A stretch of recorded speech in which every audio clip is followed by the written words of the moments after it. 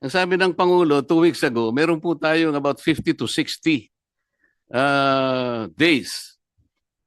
2 weeks lang po nangyari. Meron po tayong stock. Bakit sumipa po ng 120%?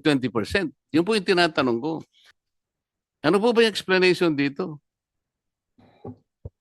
Mr. Chair, ang presyo talaga ng international nag-increase eh. Malaking increase talaga both on diesel and gasoline at 101%. Tama ba to? We recognize Senator Dante Marcoleta. Salamat po, Mr. Chair. Sa DOE lang po.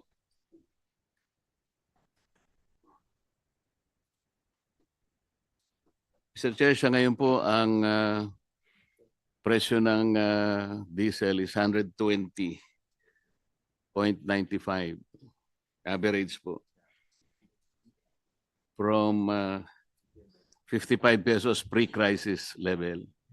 Ibig sabihin tumaas po ng 120%. Bakit po kaya?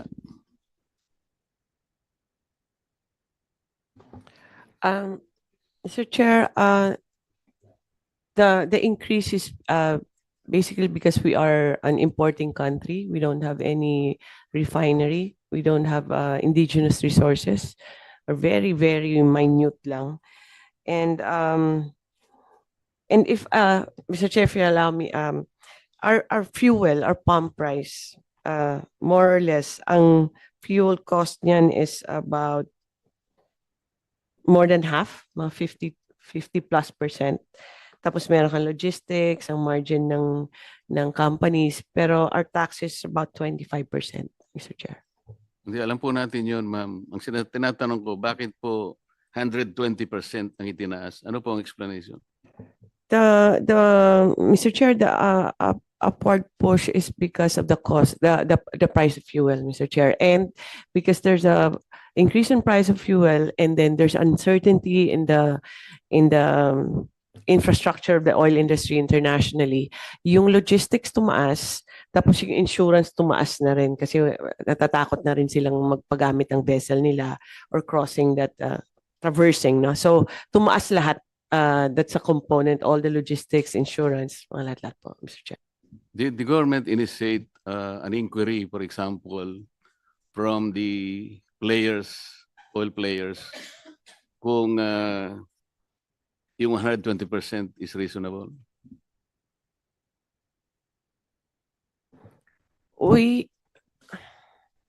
Mr. Chair, we have talked to the oil companies, and we constantly monitor their prices and also the international prices, and also all the trend on the logistics and insurance. Tumataas talaga, and it within range naman yung increase ng pump prices natin, Mr. Chair. Mr. Chair, ang ibig ko sabihin, nung sinabi po nila na talagang ganito ang itataas, 120%, did we take their statement as gospel truth right away?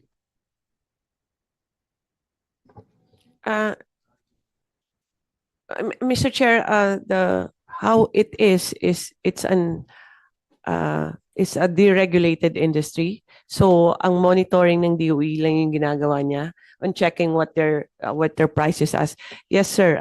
It is within the range na kinakalculate din ng DOE, Mr. Chair. Mr. Chair, kasi po, ang alam ko, ang pinakamalaking refineries sa buong mundo, yung Rotterdam refineries. At meron po yan mga tangke na nakabalagbag sa Singapore. Marami po yan. Pati Petronas po, the second largest in the world, may mga tangke po siya sa Singapore. Nag-check po kasi ako, Mr. Chair. Halimbawa po, yung sa Rotterdam Refinery, kung halimbawa FOB price po, $570 per metric ton. Ang isang metric ton po is 1,180 liters.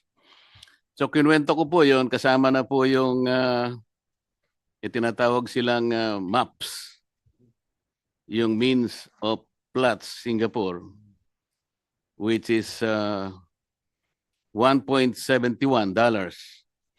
Yung 15 po, ito yung transport, ano? I-multiply natin ng 60 pesos, ito po yung peso to US, $1 at dinivide ko ng 1,180 para po makuha natin yung landed cost. Alam po niyo, it's only $29 at 29 pesos 83 centavos.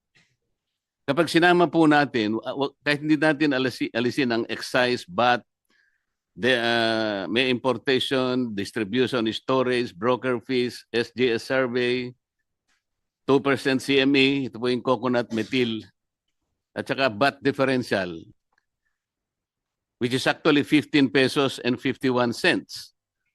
45 pesos lang po yun eh. So, ang sinasabi ko po, Mr. Chair, bakit hindi po tayo, kasi po narinig ko, sinasabi nyo kanina, nakipag-usap kayo sa South Korea, nakipag-usap kayo sa China, nakipag-usap kayo sa Japan. Bakit hindi po ang gawin ng PNOC, direkta po tayong pumunta, magitan ng vessel natin, magpakarga tayo sa Singapore. O hindi po dadaan yun ng Strait of Hormuz. Mr. Chair, yun po yung ginagawa ng PNOC.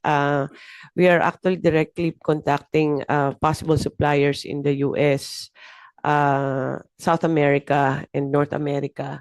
Lahat po, in-explore naman yan eh. But on average talaga na, ang gusto namin mag-diversify para hindi lang galing dito sa Middle East yung source natin. Ano? Pero ang isang issue din na why there's a limitation on the US source or on the other side, medyo 30, 45 days kasi yung delivery. So may mga logistical. But based on what are the offers to us, kasi fina-farm out yun yung offer ng PNOC, ang mga presyo, Mr. Chair, abot ng mga $200 per barrel. Eh. Madabag sinasabi ko po, ay yung mga tangke na nandun sa Singapore. Dalawang malalaking refinery sa mundo, Rotterdam Refinery at saka yung Petronas ng Malaysia. Pareho po silang may tangke. Kapag ka po ang pinag-usapan natin, yung Petronas Malaysia Refinery, yun po CIF, hindi POB. Kaya $640 per metric ton. Alam po niyo yung kwenta ko ron, 32 pesos and 63 centavos. Isama natin po yung additional cost. Huwag na po nating ialisin ang excise, VAT, and so on and so forth. 15.51, ang magiging presyo, mahal lang ng konti, 48 pesos per liter. Bakit po sinasabi natin, kinakausap natin ang Amerika o sa Caribbean, kung ano man yung gusto nyo kausapin, South Korea, or ang sinasabi ko po, nasa Singapore po yung mga tangke. Pwede po nating i-dispatch ang diesel natin, diesel tank transaction lang po pinag-uusapan natin. Nakapagtanong po ako sa kaibigan sa mga industry sa Singapore, kaya ko po nakuha itong ganitong mga data. Kaya po tinatanong ko sa inyo, paano po nangyari? Ang sabi ng Pangulo 2 weeks ago, meron po tayong about 50 to 60 days. 2 weeks lang po nangyari. Meron po tayong stock. Bakit sumipa po ng 120%? Yun po yung tinatanong ko. Nag-react po lahat ang ating mga sektor, agriculture, transport, lahat na po. Kaya nga po yung 230 billion na sinasabi ng ng DBM, na gano'n na eh. Ang tinatanong ko lang po, bakit po tayo napunta sa 120% kagad? Bakit naging 110, 120 pesos ang average po ng liter ng diesel? At yung po namang gasolina, 62%. Bakit hindi po natin tinanong man lang, bakit po nagkaganon? Akala ko po ba, tinitingnan natin, ano po ba yung explanation dito? Mr. Chair, ang presyo talaga ng international nag-increase eh. And we will check the vessels na mini-mention ni Senator Marcoleta. But based on sa mga information na nakuha namin sa mga nag-o-offer sa PNOC and also from our oil companies, may malaking increase talaga both on diesel and gasoline at 101%. Tama ba to? Ang increase niya for the past 3 weeks, 101% and 182% for diesel. But we'll check for the other sources, Mr. Chair, kung baka iba yung arrangements nila, Mr. Chair. Sir, hindi ko po alam kung saan nila kinukuha yung gasolina. Baka ang pinag-uusapan po natin, ang gagaling ba lahat sa Persian Gulf? Hindi po yun ang usapan eh. Kahit na isara po yung Strait of Hormuz, ang pinag-uusapan is Persian Gulf. Sabi nga nila 20% ang apektado. Paano po yung Suez Canal? Bukas naman po yun. Pero wag na po natin pag-usapan yun. Ang sinasabi ko po ay yung mga tangke na nakapondo sa Singapore. Napakarami po niyan. Petronas Refinery at saka yung pong Rotterdam Refinery. Bakit wala mo pong makapag-explika sa DOE? Bakit hindi po tayo doon dumiretso?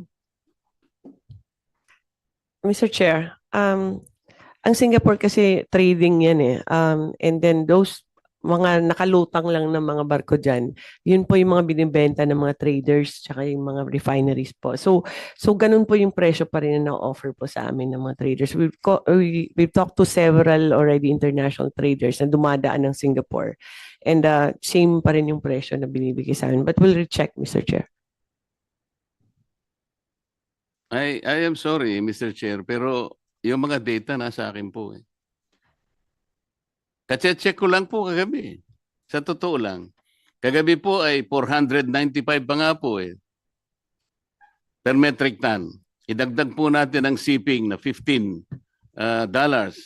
At saka yung 1.71. Ito nga po yung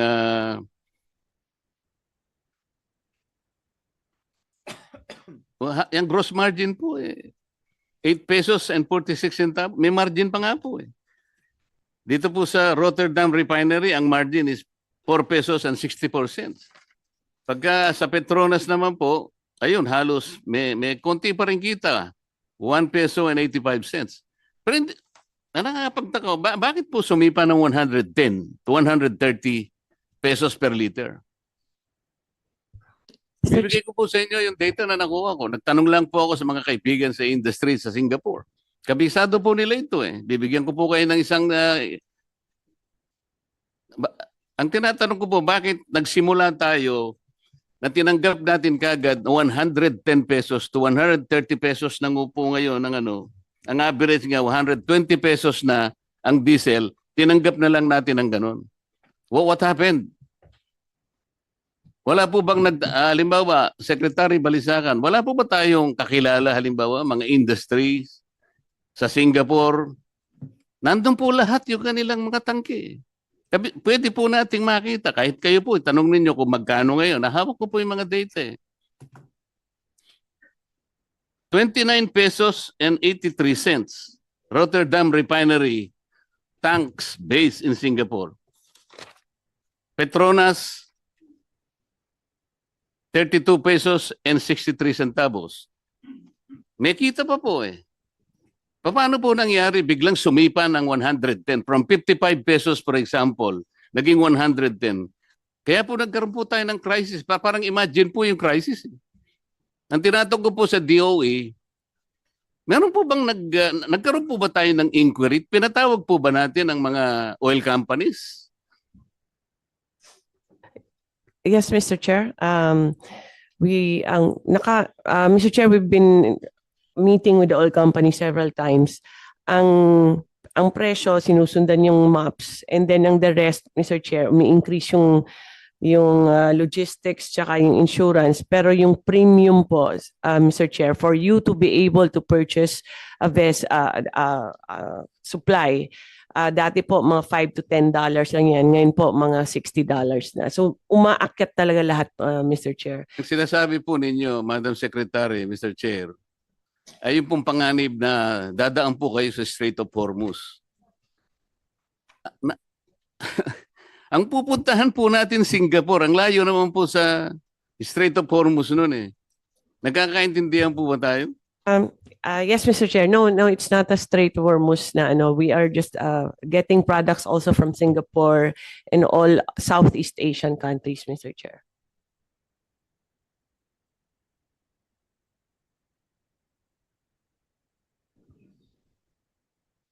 Mr. Chair, ang aking gustong i-discuss, at alam ko ito po ang naintindihan naman ng DOE. Ito po ang dahil sa sinasabi nating may crisis na, tank to vessel procedure na po ang pinag-uusapan natin. Yung ating pong ang ating vessel, siya na po yung lalapit doon sa tangke sa Singapore. Hindi po ba niyo alam mga procedures? Nasa akin yung procedures, nakuha ko kung paano po natin mapapadali ito eh. Ayun po yung FOB price, $570 per metric tons. Rotterdam Refinery, tanks based in Singapore. Yung Petronas naman po, 640 dahil hindi FOB yun, CIF. Eh, kukwentahin po natin lahat ang mga local add-on, kagaya po na sinasabi ninyo, 15 pesos, 51 centavos lang per liter yun. Kahit idagdag po ninyo yun, sa 55 pesos, may kita pa po eh. Kaya tinatanong ko po, paano po tayo napunta sa 110?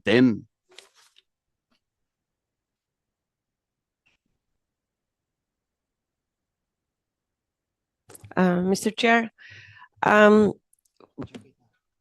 we will recheck the data and will if we can get the data from the good senator also. But ang lahat po na orders, halos marami po na orders, gumagaling talaga ng Singapore kasi yun isa sa mga pinakamalaking trading company. But in our computations, talagang ganun po yung presyo. Kasi kahit kunin mo doon, mahihirapan ka rin maghanap ng sarili mong vessel kasi nag-aagawan ngayon. And then the vessel is more expensive now. The premium of the insurance is really, really very expensive. And there's a premium for you to be able to buy, which is from $5 became $60. So lahat po na component nandiyan yan. Hindi po ganun kadali na papadala lang ng vessel because we don't have any vessels actually to send to them because it's very difficult now. Pero Mr. Chair, I'll direct our team that are doing the purchasing and check the Rotterdam supply in Singapore, Mr. Chair. Sir Chair, sino po ba nagsabing napakahirap humanap ng vessel? Sino po nagsabi sa inyo? Sino ang nag-advise sa inyo? Napakahirap humanap ng vessel para kumuha ng supply sa mga tangke sa Mr. Singapore. Chair, marami kasi nagbebenta po sa PNOC na sa atin yung transport and that's the most difficult part that they've been trying to find, Mr. Chair. Yun po bang mga players natin, ganun din ang kanilang sinasabi sa inyo? I'm not talking about the PNOC. Sa atin po yun eh. Yes, Mr. Chair, they were the first ones actually that flagged this, Mr. Chair. Yung ating mga players, sinabi po nila na napakamahal po dun sa Singapore. Did you check? Did you check the FOB price in Singapore as we speak? Yes, Mr. Chair, we have been checking actually Singapore and all the other countries. Di nga po, nasa akin na po eh. FOB and CIF, both Petronas and Rotterdam refineries. Yes, Mr. Chair, we have checked also on that, Mr. Chair. So pareho po tayo ng presyo. No, Mr. Chair. Saan po nyo kinukuha yung presyo ninyo? Ito nga yung sinasabi ko, dapat po nagkaroon ng inquiry man lang. Kung halimbawa, sinabi ng mga players ganito, kaya nga tanong ko po, did we take those as gospel truth? Paano po natin chinek? Mr. Chair, this is based on also on the maps as we have prescribed how the computations will be and also, Mr. Chair, on the experience of PNOC in Secretary, ang maps po is only $1.71. Sinasabi ko na po ito eh. Kanina po yung presentation kanina, yung Dubai plots. Hindi po relevant yun because we are not getting something sa Dubai. Ang sinasabi ko, Singapore lang. I'm trying to direct the conversation to Singapore. Nandun po yung mga tangke ng dalawang refineries. Pwede po ninyong check-in ngayon. Yung sinasabi, kung totoo yung sinasabi ko, hindi. Anyway, Mr. Chair, I don't want to belabor this. Alam ko, makukuha nyo naman. Mamaya, bibigay ko po yung data ko sa inyo para lang matapos tayo. Gusto ko lang po magtanong kay Secretary Kakdak.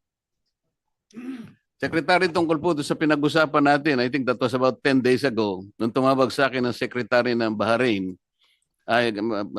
was the ambassador at saka yung labat, dahil nagkaroon po yata ng kung hindi, parang miscommunication, nung inyo pong interview sa DCMM yata, nasabi ninyo na ang ibinibigay do sa mga distress na OFWs do sa Bahrain is $200 po ang nasabi ninyo.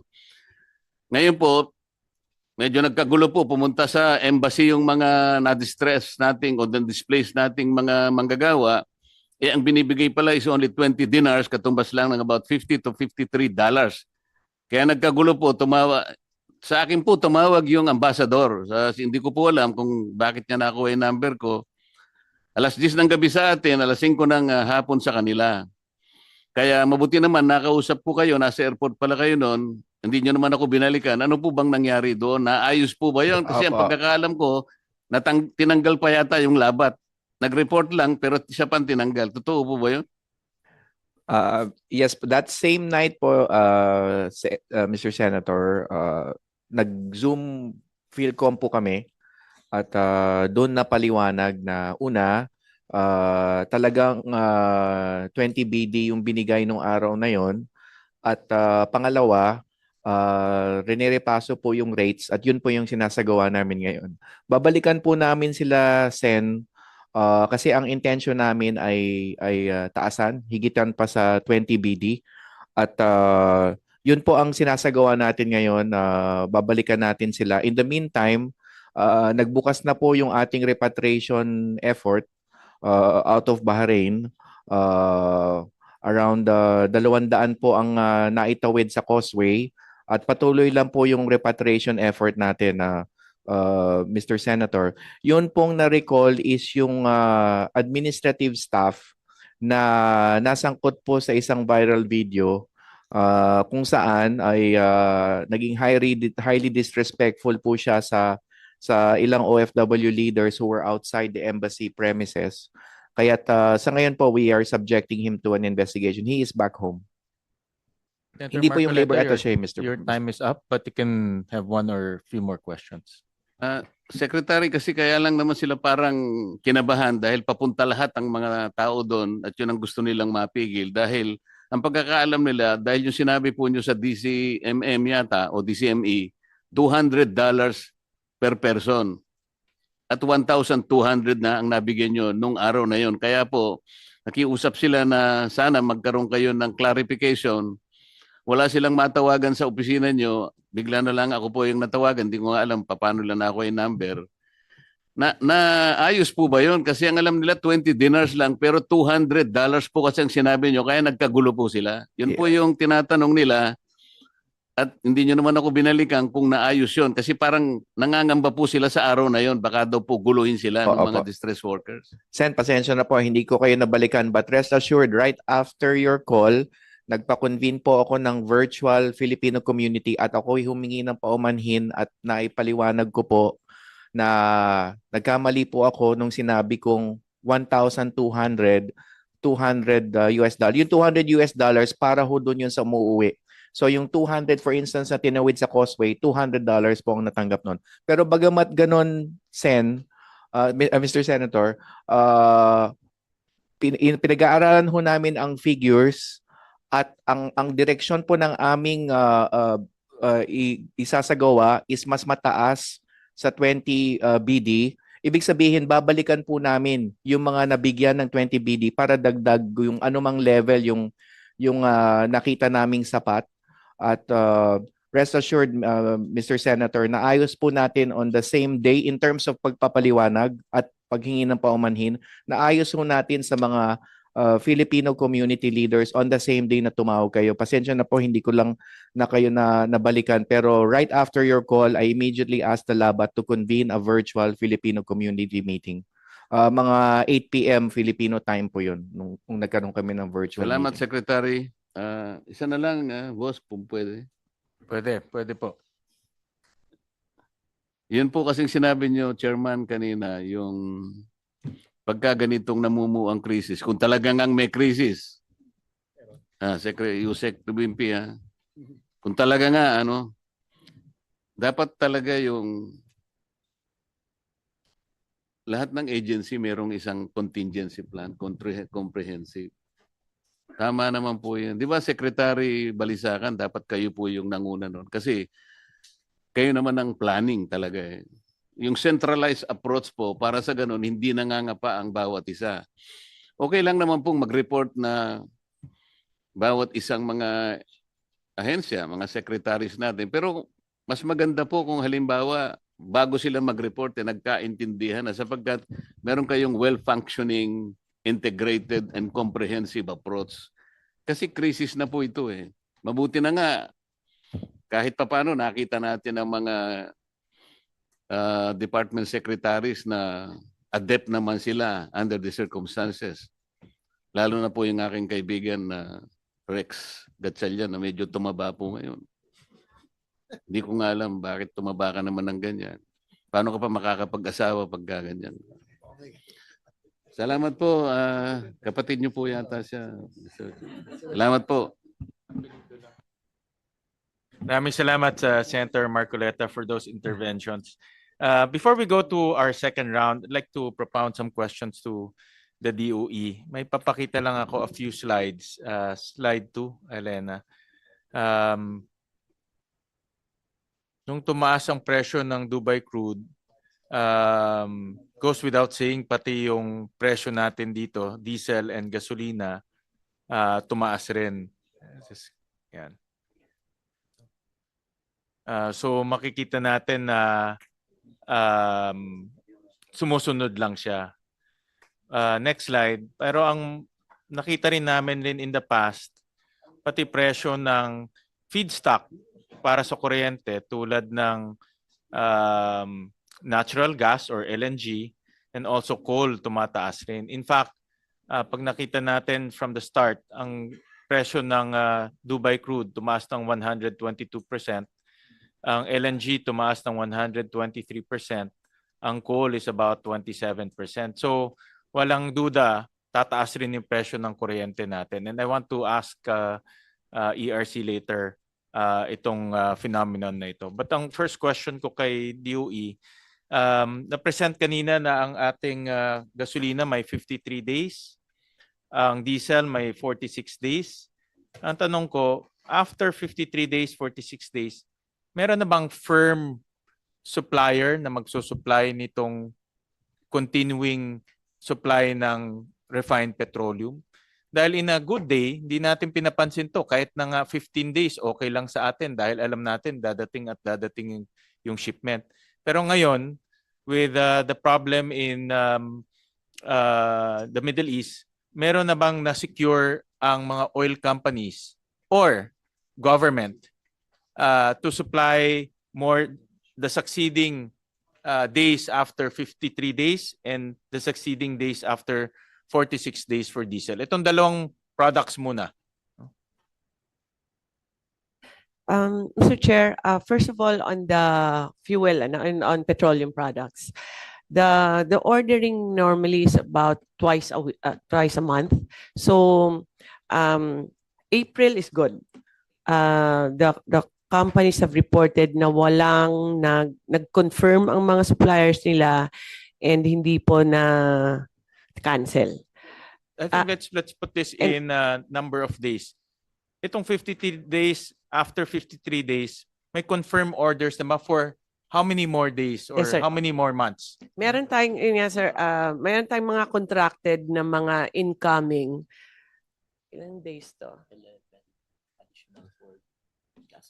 Kasi Ano, nangyayari average? parang hand to mouth tayo ngayon Yes, that's no? what we are Which we right don't now. want. That's why kailangan natin ng contingency. That is if this war goes on, that's what's going to happen, Mr. Chair. The orders cannot be too big kasi wala tayong capacity for storage and also the financing of the oil companies. A 5-day supply of the whole country, if we want the government to supply that, that's about 10 to 12 billion pesos. Kaya hindi talaga. Yeah, but So we're not we asking them to buy it. We're asking them lang to secure the orders. Yeah, diba? yes, sir. That's what we're working together with them para yung mga future is secure siya kasi marami silang may mga long-term contracts, usual suppliers nila for over the years, and that's what we're working with. Meron pong mga nagko-confirm na ng mga companies. I think it will add about 11 days pa sabi mo? 11. Meron mga contracted na after na will supply after the 50 after the April supply. So meron po, and what we're waiting for is we're working on now for the May na naman na supply, Mr. Chair. But this is slowly trickling in pa rin eh. Pero So in I other cannot words, confirm na Yung 53 days plus 11 days pa. mga ganun lang, Mr. Chair. So 64 days. So 2 months. We're good for 2 months. Sa diesel, ganun rin. Tama ba? A little shorter, Mr. Chair. Siguro mga +8 lang siya. So Plus 8 days. 45 +8. So 54 days ang diesel. Yes, Mr. Chair. After that, We have to work again for the next batch. We keep on working that. Kaya walang tigil po yung trabaho nito. and Patuloy-tuloy. but that's uncertainty. Yes, Mr. Chair. And in an event that assuming na talagang sinara yung Strait of Hormuz, no? Yes, sir. Lumala pa yung sitwasyon sa Middle East. What is now the contingency? Because we cannot have a scenario wherein Yes, sir. walang papasok na langis. Magkakaroon tayo, sabi nga ni Senator Risa kanina, mas malalim yung problema natin. So what's the contingency? Exactly, Mr. Chair. The worst case is we run dry. This country runs dry, no? So, ang good news yan, we have about a month or a month and a half to prepare for this. So, ng contingency, that's why we're looking for other suppliers, the work certification. We have to talk to the countries where we haven't talked to before para sila mag-supply. Now we have US na new and then India, Mr. Chair. Those are not our users. So papasok na, we're working on that, Mr. Chair, for the next 2 weeks para iba naman yung supplier natin. Kasi if you just get from Southeast Asia, they all get from the Middle East. Correct. Anyway. Kasi Correct. itong 64 days for gasoline, 54 for diesel, these are all commercial, di ba? Yes, Mr. Chair. Kailan papasok yung government intervention? Diba? This is where government can now use its relationship with other nations. Pwede The- rin tayo pumasok on G2G contracts. Have you explored on G2G contracts? Yes, Mr. Chair. The first G2G batch of about mga 442 barrels, tama ba? 440 for 138,000 barrels will come in this week or next week. Mga Anong consumption natin a day? 1 mil. Well, it's a On million. barrels, ha? In Teka, barrels. 1 million barrels per 5 days. So that's basically 1 or 2 days. Correct. It's Mm. only 2 days. Yes, sir. Yung binili natin, it's only 2 days. Yes, sir. Yeah, kaya, but we need long-term commitments. And kung hindi kaya ng private sector, dapat gobyerno na pumasok because Yes, sir. we need to assure, of course, everyone na merong constant supply. And this is where government intervention should come in. Yes, No? sir. So that's why I'm asking, meron namang nagawa ang gobyerno to secure supply, at least in the short term. Yes, sir. We're working on that. Ito may 100 plus. And then another one is coming ng mga 300. Is that correct? 300 na confirmed. We're working on for this week another 600. And that whole exercise from 100 to 300 and another 300, that's already about 12 billion pesos. And we'll keep on rolling the money lang, Mr. Chair. But these are the constraints. That's where we are at right now. We don't have we're using the storage capacity of our oil companies to receive this because we don't have any storage capacity. The funds are, thank you, DBM, for finding the funding for that because there are limitations. So, and also we're trying to access credit from the banks also, Mr. Chair. So we're really working hard to make sure that there is enough for everyone, for our oil companies and for our buffer also. Mr. Chairman, Secretary, I just want to clarify, no, pag sinabi nating we, do we mean the government or the oil companies? We are trying to secure contracts. We are trying to purchase from outside. Yes, Mr. Chair, it's both ways. Both, di ba? They are also working on their own. When they have only when they have a problem, they call us and we talk to the embassies or Okay. to the company. So we are, in effect, we are opening doors for them. Di ba? Yung mga hindi nila usually na pinagbibilhan, nagbubukas tayo ng pinto para makabili sila. Now, apart from that, we, meaning government, also wants to have its own stocks, no? What we call inventory. No, how many days ang target natin to maintain, Secretary? As far as our funding can go on, I think the scenario will be that what we buy will be sold also to the oil companies that aren't able to procure. Yes. So magro-rolling din siya. But I guess we have to sustain that. Right now, we have asked for 20 billion availability para kasi ano yan, one day lang yung offer, mawawala ka agad. So we have to be fast. So, and then we'll reassess siguro kung in a couple of weeks, hopefully if it dies down or if it escalates the war, then we have to eventually get credit na. We have already applied for land bank, Mr. Chair. And Secretary, 20 billion is about 10 days cover. Tama ba? Roughly? At this price today, 12 billion kasi yung 1 million barrels. Okay. So mga ano yun, 5 plus, hindi aabot. Mga ng- 8 Oo, days mga cover. Yes. So the plan is support the oil companies to continue having supply. And I'm sure, kausap nyo na sila kapag nagsasabi sila, may problema kami dito, nagbubukas kayo ng pinto sa ibang mga bansa. No? That's plan A. Plan B, hindi naman na plan B. Kumbaga in parallel, we're also trying to secure government's own supply na roughly about 8 to 10 days. Okay. Yung 8 to 10 days, wala rin naman tayong paglalagyan. We still have to work with the oil companies para i-store nila yan. Pero pagmamayari yan ng gobyerno. So parang ganun yung deal, di ba? And then we don't plan to release this to the public. We still will sell it to them eventually. So kumbaga, nagbibigay kayo ng assurance na merong supply yung ating commercial partners, no? Is that correct? Yes, sir.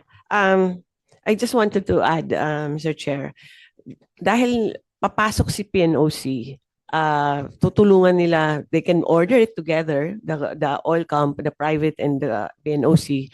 It gives them more leverage. Actually, when we started this, dumami na yung offers. Okay. Kasi lumaki na yung order, it's also government that's ordering. So it gave them a bit more standing, let's say, in the negotiations. Pero yes, that was the advantage ng ano. And now, with that, I think it will work na rin that using their storage capacity. Kasi government is not into this business, actually. They have the logistics, how to distribute and the network, actually. So it will be a joint project with the oil company. And Secretary, kanina kasi nag-present si Yusek Wimpy ng short, mid, and long-term goals for the agency. Would you say the number one goal of the agency is to ensure na may supply tayo? Yes, di ba? Definitely, So Mr. Chair. sa lahat ng mga nabanggit, ang trabaho ninyo is to make sure na never tayo mauubusan ng diesel at gasolina. Yes, Mr. Chair. Yes, no. So kami naman, we're prepared to support you, which is the reason for this hearing. And all of the agencies here, no, magandang klaro kung ano yung mga pangunahing goal or objective, no? Kasi sometimes in these presentations, napakaraming binabanggit. But if you really want to simplify it, DOE has to make sure na hindi tayo mauubusan, no? So, thank you, Mr. Chair. Mr. Chair, if I Yeah, go can ahead, add. Secretary. There's just two things also. No? You can also have the alternatives, like for power. There's renewable energy and Malampaya. We can maximize Malampaya. There are things that we are already planning. Renewable, Malampaya, and also coal.